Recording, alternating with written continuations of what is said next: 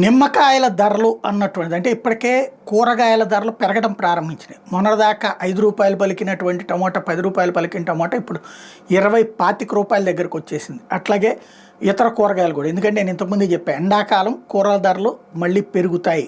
అదే సందర్భంలో ఎండాకాలం తగ్గాక కూడా వర్షాకాలం బిగినైన ఒక నెల దాకా, అంటే దాదాపు జూన్ జూలై దాకా ధరలు పెరుగుతాయి. కూరగాయల ధరలు, పండ్ల ధరలు ఇవన్నీ. ఆ తర్వాతన మళ్ళీ ధరలు కొంత తగ్గుముఖం పట్టేటటువంటి అవకాశం ఉంది. ఇప్పుడు నిమ్మకాయలు అయితే ఎండాకాలంలో విపరీతంగా వాడకం ఉంటుంది. ఒకటి నిమ్మకాయ సోడాలకి వాడతారు, అట్లాగే నిమ్మకాయ నీళ్లు తాగుతుంటారు. దాంతోపాటుగా నిమ్మకాయ ఈ టైంలో దిగుబడి తక్కువగా ఉండేటటువంటి సందర్భంలో నెల రోజుల క్రితం క్వింటా వచ్చేటప్పటికి, అంటే 100 కిలోలు వచ్చేటప్పటికి 6,000 నుంచి ఇప్పుడు 12,000 రూపాయలకు పలుకుతున్నటువంటి పరిస్థితి. ఏలూరు, దెందులూరు, తెనాలి, రావూరు హోల్సేల్ మార్కెట్లకి రోజు 2,000 క్వింటాల దాకా నిమ్మకాయలు వస్తున్నాయి. ప్రస్తుతం రాష్ట్రంలో 1,20,000 ఎకరాలు నిమ్మ తోటలు ఉంటే ఏటా 10 లక్షల టన్నుల దిగుబడి ఉంటుంది. వేసవిలో దిగుబడి తగ్గిన 4 లక్షల టన్నుల దాకా ఉత్పత్తి అయితే వస్తుంది.